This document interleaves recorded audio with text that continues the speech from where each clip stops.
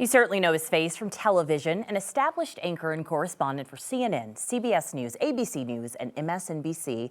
And while he is the one that is typically asking the questions today, we get the opportunity to know the Emmy award-winning journalist behind the camera. In his new memoir, 5 Trips, Kendis Gibson shares his mental health journey through his 5 psychedelic experiences. The book also covers his personal encounters with racial inequity and sexual identity and so much more. Kendis, thank you so much for being here. Thank you all so much for having me. I really appreciate it. And you got me really nervous when you were like, oh, well, he's usually asking the questions. And yes, like, now oh, we're gosh, now I gotta turning the tables. Exactly. It's your turn. Not used to it. You're on the hot seat. But listen, you know, I was able to read a lot of different excerpts from your book, and you go there. You are vulnerable. And, you know, so many people struggle with mental health issues, but talk to us about, so many people know your face. Why did you feel that you wanted to put some of your darkest secrets, let's call it what it is, in that book? Yeah, I mean, it is definitely all laid out there. So many things that like my closest family members, my partner did not even know about and only learned about 2 years ago when I started writing the book, talking about childhood sexual abuse, severe depression to the point of wanting to commit suicide and attempting to commit suicide, and racial trauma. There's so many different things that are out there. Part of the reason, and the main reason, is because so many other Americans, whether it's in the broadcast industry or elsewhere, suffer from the same things that I went through, like PTSD, childhood abuse as well, and depression. I just wanted them to be able to see what is a somewhat, I'd hope, familiar face that they'd see in their living rooms for so many years at ABC and MSNBC, and know that I'm just like everybody else, and that, you know, we have to kind of find and figure out some ways to find different solutions for all that ails us. Yeah. Do me a favor, talk to us and people in the Black and brown communities, because when you're dealing with mental health, specifically depression, I remember going through it and my parents like, what, you're not depressed, what are you talking about? You know, because it's stigmatized so much because we deal with so much else in the world just existing. So talk to us who may be going through this silently or quietly. Yeah, and I think that's part of the reason I wanted to write the book, because there weren't that many people who were talking about mental health issues in the brown and Black community. I was born in Belize in Central America, and one of my brothers would have problems with depression, and my mom would call him crazy.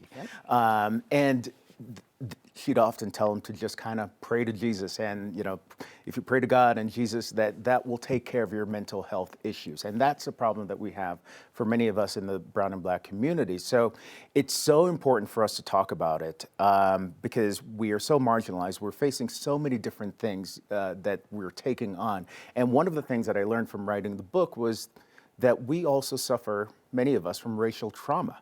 Like, I was born in a country that was a colonial racist country. I didn't realize it, British colonialism, and I came to a country that, in essence, you're facing racism on any given day without really realizing it, and you're tacking on that trauma, that racial trauma. So it's so important for us, especially in the brown and Black community, to pay attention to what we're doing mental health-wise.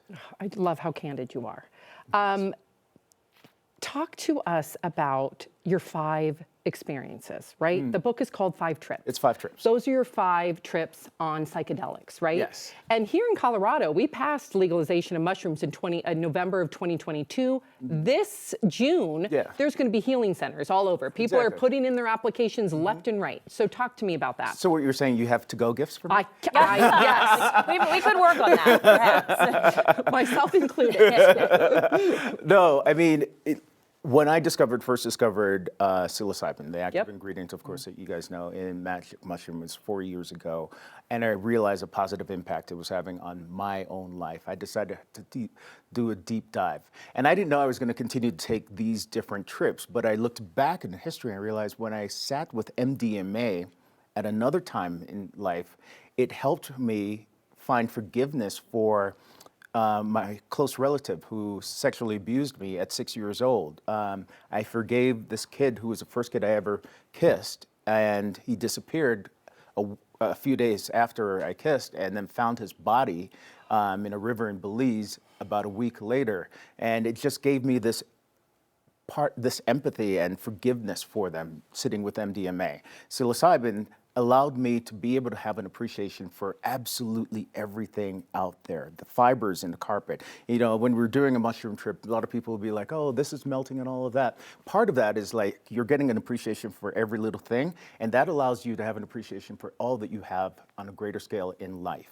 And we don't have that many, many times. The other trips was LSD, which was a busted trip in Big Sur, California. Wow. I love Big Sur. Yeah, exactly, which is supposed to help with anxiety and panic attacks because I suffered from those as well. And also ayahuasca, in which I learned self-love in Peru, deep in the jungle of Peru. And that was just an amazing experience because I didn't realize the importance of self-love. I spent all these years living life and suffering from depression, and I'm like, oh, I just have to love that person that's in front of the camera right there in front of the mirror.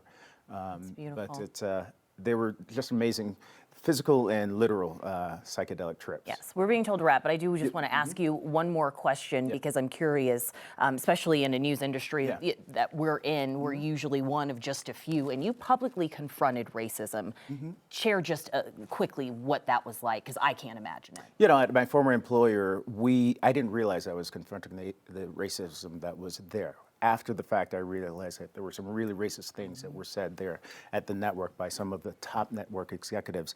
And whether it was purposely or not, it led to my suicide attempt in 2018. So one of the things that we have to learn is we can fight the fight and such, but and many times it might cost you. So we have to mentally be aware of what we're doing. Wow, gosh, I wish we could have you on for an hour. In fact, to our viewers out there, there's so much we did not get to.